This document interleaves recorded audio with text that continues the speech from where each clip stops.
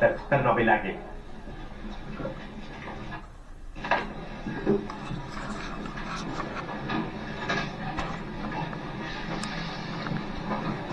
It's a great honor to be with you, and happy Easter. We had a great Easter. This is one of our better Easters, I think, in a lot of different ways. I can say militarily, it's been one of the best. So, good afternoon. We have quite a bit to discuss. We'll go into pretty good detail. And we have the people that are most involved. We'll give you exactitude. And we're here today to celebrate the success of one of the largest, most complex, most harrowing combat searches. I guess you would call it a search and rescue mission ever attempted by the military.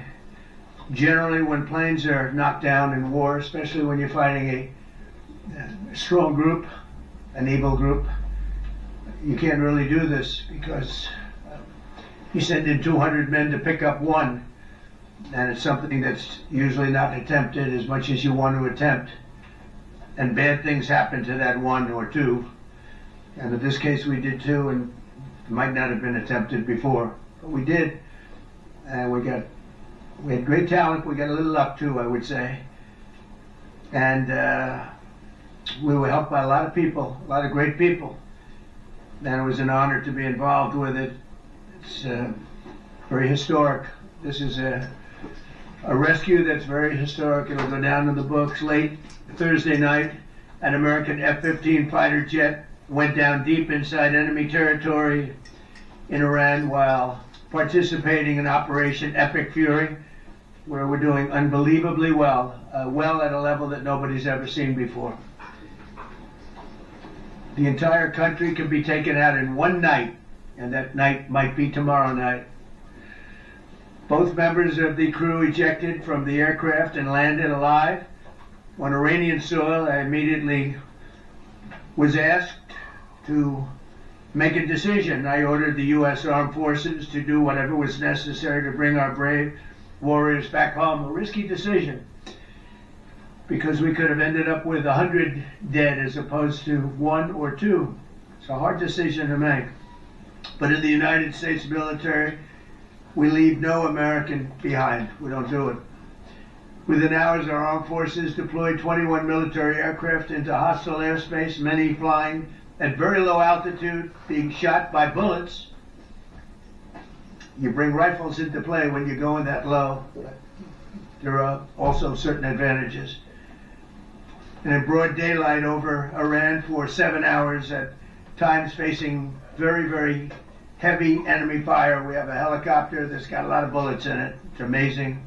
We just realized how good those weapons are. Those our machines are. Nobody has the equipment that we have, and nobody has the military that we have. Not even close. The most powerful military anywhere in the world by far. The flight crews and warfighters aboard those aircraft took extraordinary risks to rescue their fellow service members. This first wave of search and rescue forces successfully located the pilot of the F-15, and he was extracted from enemy territory by an HH-60 Jolly Green II helicopter. Fabulous machine as our warriors faced gunfire at very close range. It's amazing that when you look at the machinery, what happened, that nobody was even injured. Meanwhile, the second crew member, a weapons system officer, highly respected colonel, had landed a significant distance away from the pilot. When you're going at those speeds, even if you go out 2 or 3 seconds later, it's miles and miles away, because you're going fast.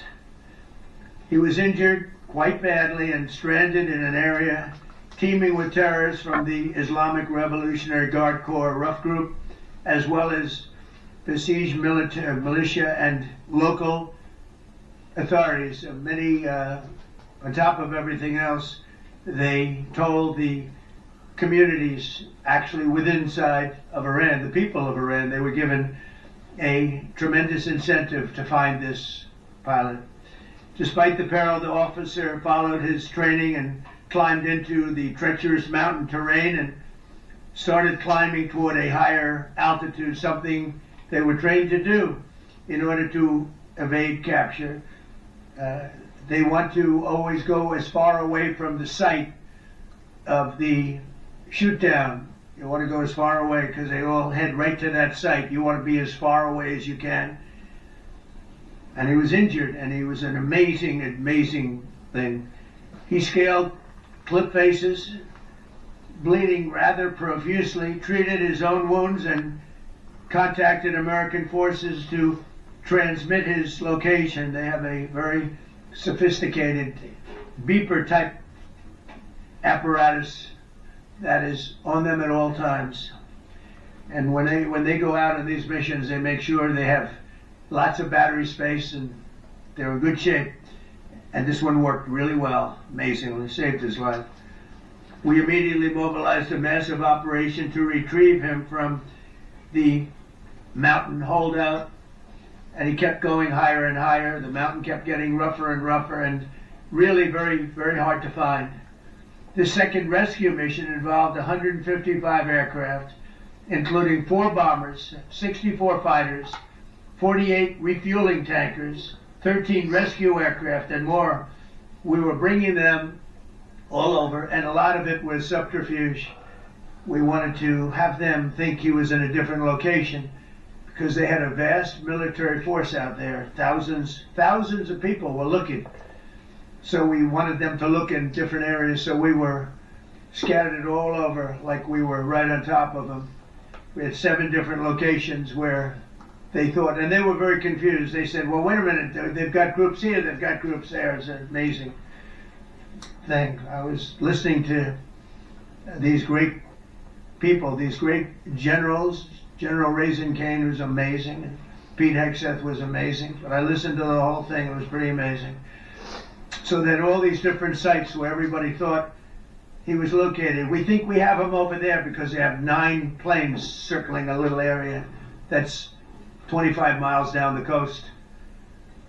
So in a breathtaking show of skill and precision, lethality and force, America's military descended on the area, the real area, engaged the enemy, rescued the stranded officer, destroyed all threats, and exited Iranian territory while taking no casualties of any kind. The heroic F-15 weapon system officer had evaded capture on the ground in Iran for almost 48 hours. That's a long time when you're in tough shape and when you're bleeding. It's a long time. When we left, as you probably know, we had 2 large planes, pretty old planes that carried a lot. We needed a lot more equipment going in than coming out, obviously, because going in, we needed to be able to scale mountains, and we had a lot of equipment. But the sand was sandy, wet sand, so we thought there may be a problem taking off because of the weight of the plane, and then we also had all the men jumping back onto the planes, and they got pretty well bogged down, and we had a contingency plan, which was unbelievable, where lighter, faster aircraft came in, and they took them out. We blew up the old planes. We blew them up to smithereens because we had equipment on the planes that frankly we'd like to take, but I don't think it was worthwhile spending another 4 hours there taking it off. So we didn't want anybody to have, we have the best equipment anywhere in the world. We didn't want anybody examining our anti-aircraft and other equipment. So these were large planes that were old and pretty old, and we blew them up, and we had faster, lighter planes come in, and they were able to land on the sand. We needed the bigger planes because we had so much equipment that we needed. We took 3 helicopters over there, which were very strongly used and couldn't have lived without them. They performed unbelievably well. And if you'd see it, you wouldn't believe it. They came off the plane, and these guys had them, the rotors were off. They rebuilt these helicopters in less than 10 minutes. And that was one of the more amazing things. These are helicopters. Small, unbelievably powerful, but small, very small, so it can get into certain areas. And they got them off the plane, and they rebuilt all 3 of them in a matter of less than 10 minutes. It's pretty amazing what the genius of these people. Who would think that? You'd think it would take 5 days to build them. And in some companies it would take 5 days, and they wouldn't do it well. But they served us well. As Commander-in-Chief, I never forget the extraordinary risk taken by the warriors that we send into battle, and the genius. I mean, think of it, having a contingency of 3 planes waiting because we think the sand is so bad that we probably won't be able to take off. And the planes really got bogged. The sand this was not much of a runway. This was a farm, not a runway. It's a farm, but it did the trick. But to have a contingency as opposed to having to wait 2 days, can you imagine, right in the middle? This was central. This was right, you would call it central casting if you were doing a movie for location. And probably the toughest area of Iran where we'd be sitting there. So these planes came in, those pilots came in so fast and so quick and got out of there. Everybody got aboard and just got 15-minute intervals. 1 load out, 1 load out, 1 load out. It happened, and we were watching, and we said, "That's amazing." In many ways, I was almost more impressed by the contingency that we had than the fact that if we would have had a runway or decent soil. But it was an amazing thing. But we thank God for every single one of them. And the talent, the genius is not even talent, it's genius. It's the whole ball game, every one of them. Now, if you look at what we did with Maduro, we went into a military compound, a massive, with thousands and thousands of soldiers, and within a matter of minutes, and he lived behind iron doors. There were steel doors, broke them down so quickly, and within almost minutes, he was in the back of these planes. It was a similar group. Incredible. We have incredibly talented people. And if the time comes, we move heaven and earth to bring them home safely. We're going to bring our people home safely. I want to thank every member of the U.S. Armed Forces involved in these historic operations. They really were historic. It's just not something that's done. And you'd understand it. Not that they don't want to do it, but when you're going into areas, when you look at these helicopters, when you look at the amount of bullets and everything else that they took, when you go into these areas, you don't come out like we came out. God was watching us. Well, it was the Easter, we were in the Easter territory, I guess, but God was watching us. It's amazing. Because when you look at the machinery, they took damage. It tells you, first thing I said is, these are unbelievable machines, how they flew back and not even much of a problem. But these 2 extraordinary rescues, because it was 2, and as you probably know, we didn't talk about the first one for an hour. Then somebody leaked something, which we'll hopefully find that leaker. We're looking very hard to find that leaker. And talked about there's somebody missing. They basically said that we have one and there's somebody missing. Well, they didn't know there was somebody missing until this leaker gave the information. So whoever knew us, we think we'll be able to find it out because we're going to go to the media company that released it, and we're going to say, national security, give it up or go to jail. And we know who, and you know who we're talking about, because some things you can't do, because when they did that, all of a sudden, the entire country of Iran knew that there was a pilot that was somewhere on their land that was fighting for his life, and it also made it much more difficult for the pilots and for the people going in to search for him. All of a sudden, they know that there's somebody out there. They see all these planes coming in. It became a much more difficult operation because a leaker leaked that we have one, we've rescued one, but there's another one out there that we're trying to get. So actually, the country, Iran, put out a major notice, you all saw it, offering a very big award for anybody that captures the pilot. So in addition to a hostile, very talented, very good, very evil military, we had millions of people trying to get an award. So when you add that to it, but we have to find that leaker because that's a sick person. Probably didn't realize the extent of how bad it was. I can't imagine that the person did, but we're going to find out. It's national security, and the person that did the story will go to jail if he doesn't say, and that doesn't last long. And I think everybody would understand it. They put this mission at great risk. They put that man at great risk, and they put the hundreds of people that went in looking for him, because everyone now knows that we're going in.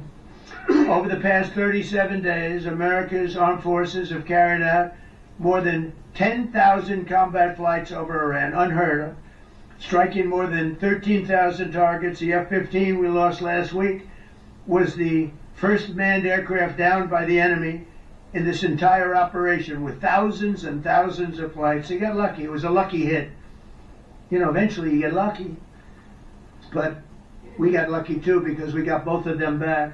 But it's a record that is unparalleled in the history of military air operations. Nobody's ever seen anything like it. It's such an honor to be involved with it. We were up late at night, and then we were waiting for those contingent planes to come in, and we said, come on, let's go, get in, because they're waiting out on this farm without a runway, with wet, crummy soil, sand, mostly sand, wet sand, and it eats planes alive. And we're waiting, and we're saying, I hope that one can land and take off. And they came in like magic, boom, boom, boom, one after another. It was like genius. I'm so impressed by that. Because we were a little concerned. We said, boy, if they don't get in and get up fast, we're sitting in the... And that's called Iran Prime, right, General? That's where the whole bed is. And here we are sitting there waiting for a plane. But they came in so fast and so hard, and these guys knew exactly what. Let's go, come on, get in, let's go. Pwah. They came one right after another, not at the same time. They don't want to come at the same time. They had to come right after each other. They didn't have any room. There was barely any room to land. A tiny little patch of very wet earth and sand. So I'm so proud of the people that I have standing up here with me, and many others at work. I mean, so many. Steve Witkoff's over here. He's doing fantastically. Jared Kushner. But the people that are here, the job they did is amazing. And I think I'm going to introduce the head of the CIA, and he is a man he's central casting, okay? If we cast a movie, he's going to play the head of the CIA. He's one of the few. John Ratcliffe, he did a phenomenal job that night. He did something that, I don't know if you want to talk about it. If you want, you can. I'm not sure he's supposed to. I'm not going to talk about it. But the CIA was very responsible for finding this little speck. It's like, they used an expression on one of the shows. The general was talking about, it's like finding a needle in a haystack, finding this pilot. And the CIA was unbelievable. And you may, if you can, you'll talk, it might be classified, in which case I'd have to put him in jail if he talks about it. And I don't want to put him in jail. He doesn't deserve that. So John, you want to say a few words? Thank you. Thank you, Mr. President. It's a privilege to be here with you today to share what we can about this exceptional mission and to recognize the ingenuity and bravery of those who executed it, as well as the leadership and resolve of the President who ordered it. One thing that has been clear to me in this role is that the flawless military operations that the Department of War is known for are hostage to flawless intelligence. We saw that in the skies over Iran in Operation Midnight Hammer last summer. We witnessed it in Venezuela during Operation Absolute Resolve. We've seen it against the cartels in the Western Hemisphere, and we're seeing it every day in Operation Epic Fury, including this mission to rescue an aviator buried deep behind enemy lines. Because it is the unique tradition of the U.S. Armed Forces that we leave no man or woman behind, this was a no-fail mission. That was the spirit in which the President put us to work, and we were determined not to let him down or our airmen down. As an agency, the CIA possesses unique capabilities that only the President can deploy. Some of these capabilities fall under covert action authorities, and because covert means exactly that, I'm not going to be able to tell you everything that you want to know. At the President's direction, we deployed both human assets and exquisite technologies that no other intelligence service in the world possesses to a daunting challenge, comparable to hunting for a single grain of sand in the middle of a desert. This was also a race against the clock, as it was critical that we locate the downed aviator as quickly as possible, while at the same time keeping our enemies misdirected. For that reason, in addition to the human and technical assets deployed by the President to find our airmen, CIA executed a deception campaign to confuse the Iranians who were desperately hunting for our airmen. On Saturday morning, we achieved our primary objective by finding and providing confirmation that one of America's best and bravest was alive and concealed in a mountain crevice, still invisible to the enemy, but not to the CIA. That confirmation was relayed by Secretary Hegseth to the President, and the operation quickly moved to the execution phase. Following the successful exfiltration on Saturday night, our intelligence reflects that the Iranians were embarrassed and ultimately humiliated by the success of this audacious rescue mission. When the President asked me to lead the CIA, he made it clear: get back to basics, no politics, no agendas, tackle the hardest problems, and execute the toughest missions. This President is about results, and now that's what his CIA is about too. The professionals at the agency and at the Department of War deserve immense credit for their flawless execution during this daring mission. Their skill, creativity, and courage are unmatched on the battlefield wherever they step. But none of that matters, and all of that is wasted without a president with the political courage to put them into action.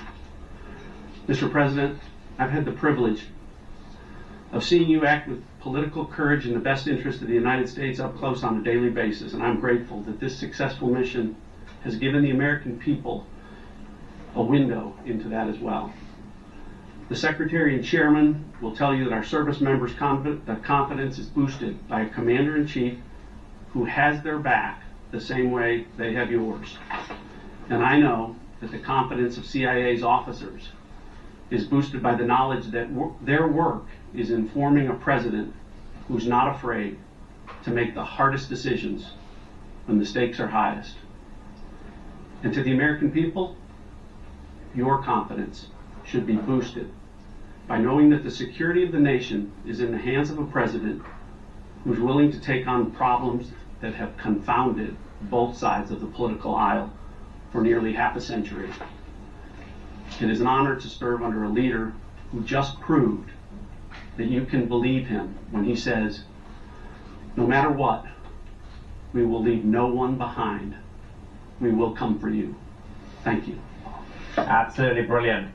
Right, are we going to get questions? Because we got Pete Hegseth, Secretary of War. Well, John, thank you for the collaboration of the CIA as well. Incredible and ongoing partnership. Ladies and gentlemen, fellow Americans, and especially the brave warriors in our armed forces, over this Easter weekend, the United States military has once again proved why we possess the greatest fighting force the world has ever known. In two extraordinary combat search and rescue operations deep inside enemy territory in Iran, our warriors executed missions of breathtaking skill, courage, and precision. When our warriors are unleashed, as this president has allowed them to be, they are unstoppable. When American airmen were down behind enemy lines, our forces and our president did not hesitate. Special operators supported by elite air crews and intelligence professionals moved swiftly and decisively into treacherous mountain terrain under the constant threat of Iranian forces closing in. Ultimately, it was an impotent Iranian threat. And today, as the CIA director mentioned, Iran's military, and we know this, is embarrassed and humiliated, and they should be. Now, these are not routine operations. They were high-risk, high-stakes missions conducted in the heart of enemy territory. This was not just barely into Iran, this was deep into Iran.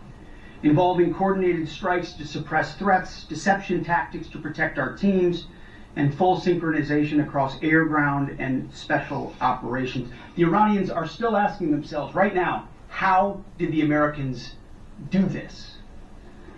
One downed airman evaded capture for more than a day, scaling rugged ridges while hunted by the enemy. When he was finally able to activate his emergency transponder, his first message was simple and it was powerful. He sent a message, God is good. In that moment of isolation and danger, his faith and fighting spirit shone through. You see, shot down on a Friday, Good Friday, hidden in a cave, a crevice, all of Saturday, and rescued on Sunday. Flown out of Iran as the sun was rising on Easter Sunday. A pilot reborn, all home and accounted for, a nation rejoicing. God is good. Despite incoming fire and unforgiving conditions, our troops brought every American home. No American lives were lost. We leave no man behind, and that is not luck.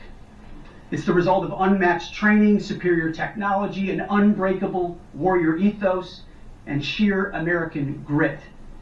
Our special operators, pilots, and support crews performed with near perfection under fire, and they were lethal. Just ask any Iranian soldier who dared attempt to get anywhere near that pilot before or during that mission. Death from above. Our troops turned a potential tragedy into a resounding demonstration of American resolve and capability. That's what excellence in uniform looks like. But make no mistake about it.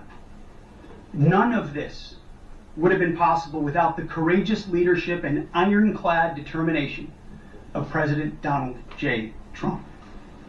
From the moment our airmen went down, President Trump made it clear we will leave no one behind. The first mission, the first of two, was an audacious daylight thunder run right up the middle. It was authorized in less than 2 hours from that pilot going down when we knew where he was. And it was authorized in the middle of the night, because anybody that's worked for this man knows he's up in the middle of the night. Authorized immediately, without hesitation, audaciously.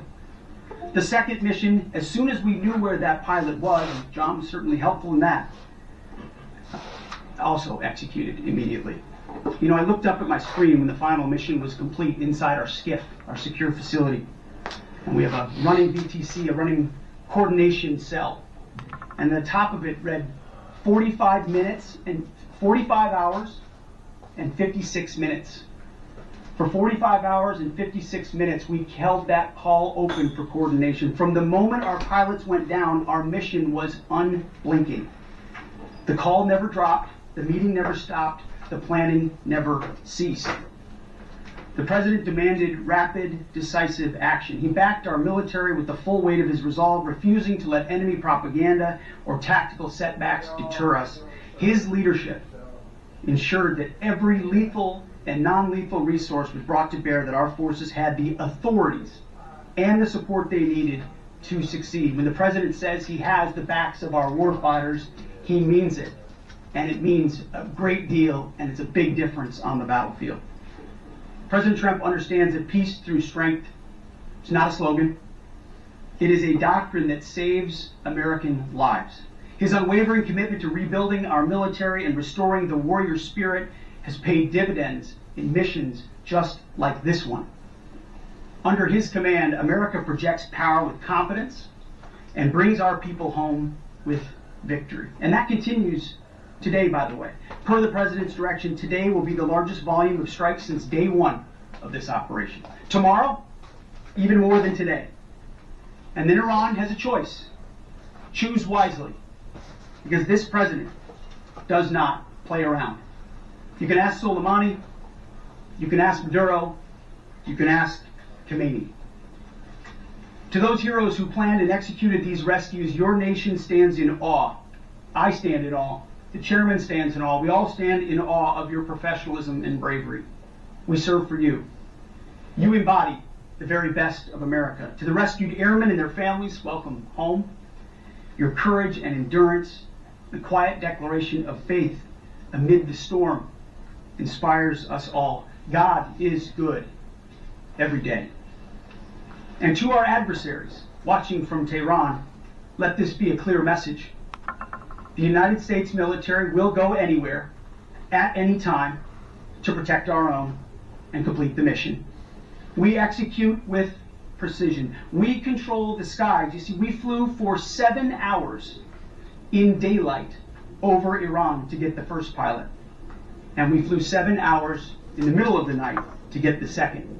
And Iran did nothing about it. We fight with honor, and under President Trump's leadership, we win. So God bless our troops, God bless President Trump, and God bless the United States of America. Thank you. Well, good afternoon, everyone. Thank you, Mr. President. Thank you, Mr. Secretary. I know before I start, I know many of you want specific details in these briefings. We will share what we can, but I will retain what I must in the event that we have to go do this again sometime.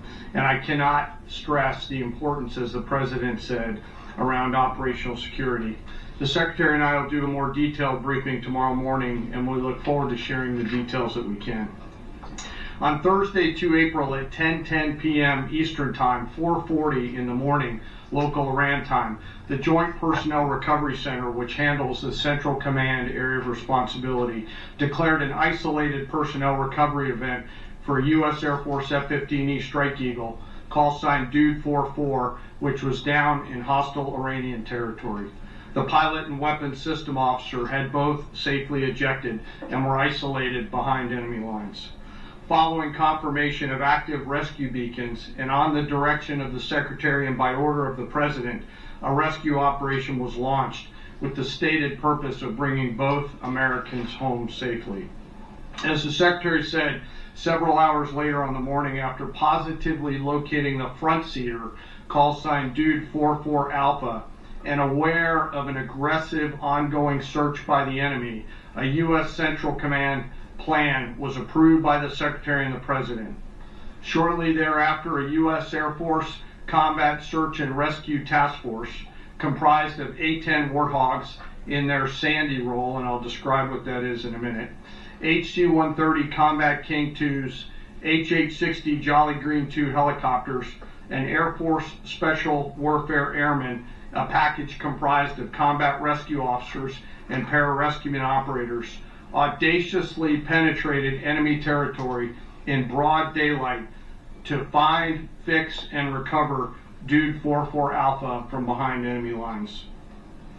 This was an incredibly dangerous mission, an incredibly dangerous undertaking, but a filled promise made to every American warfighter that you will not be left behind. We will always come find you, and we will always bring you home. Over the next hours, the Search and Rescue Task Force crossed the beach, entered into Iranian airspace, protected by a fighter strike package, and moved into the objective area, all under fire. En route, as some of you have seen on social media, the helicopters took gas off the C-130s and pressed onward and forward up into the objective area. While this was ongoing, and out in front of them, the Sandy flight of A-10s and other remotely piloted aircraft, drones, and other tactical aircraft were violently suppressing and engaging the enemy in a close-in gunfight to keep them away from the front seater and allow the pickup force to get into the objective area. During this engagement, one of the Sandy aircraft, the one primarily responsible for communicating with the downed pilot, was hit by enemy fire. This pilot continued to fight, continued the mission, and then upon exit, flew his aircraft into another country and determined that the airplane was not landable. This was one of our A-10 Sandy aircraft. The pilot then made the decision to eject over friendly territory and was quickly and safely recovered and is doing fine. After picking up Dude 44 Alpha, the HH-60 Jolly Green flight was engaged by every single person in Iran who had a small arms weapon. And one of the aircraft, the trailing aircraft, took several hits. The crew sustained minor injury, and they are going to be fine. A note for those of you that do not know what a Sandy does. Named after the flight call sign that did this very mission in Vietnam, flying A-1 Sky Raiders and A-7 Corsairs. A Sandy has one mission: get to the survivor, bring the rescue force forward, and put themselves between that survivor on the ground and the enemy. They are committed to this. This is what they live for, and this is what they trained for over many, many years. The A-10 force and the rescue force did a fantastic job rescuing Dude 44 Alpha. He was recovered Friday afternoon. As I said, and the nation needs to know this, this was an incredibly brave and courageous mission, and a testament to the courage, skill, and tenacity of the Joint Force and our leaders. And especially a daylight option, having the guts to try, means so much to so many. Meanwhile, the backseater, as the President and the Secretary have said, had continued to work and survive. Through the hours of daylight, Dude 44 Bravo, the backseater, evaded. Using every means available, the efforts of the United States military, the Central Intelligence Agency, and others were attempting to find and locate with precision Dude 44 Bravo, the backseater. A note on the backseater and the front seater. The single most important contributor to a successful rescue operation is the spirit of attack inside the heart of that downed aviator.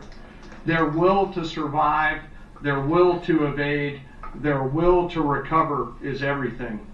In this case, the backseater's absolute commitment to surviving made much of our efforts possible. On Saturday, 4 April, after establishing positive communications with the backseater, we learned, as the President said, that he was injured and actively evading enemy forces.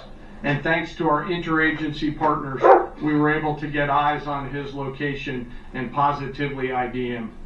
Throughout this entire time, the enemy force continued to search for 44 Bravo, and the Joint Force continued to strike them over and over and over again.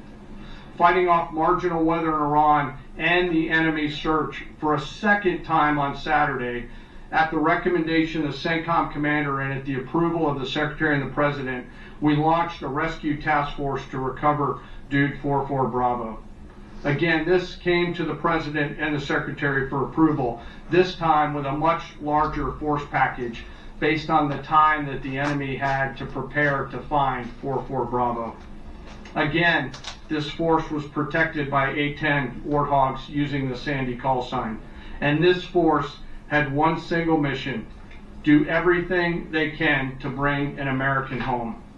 This meant having a plan, being prepared to execute that plan, and, more importantly, being prepared for multiple, simultaneous contingencies.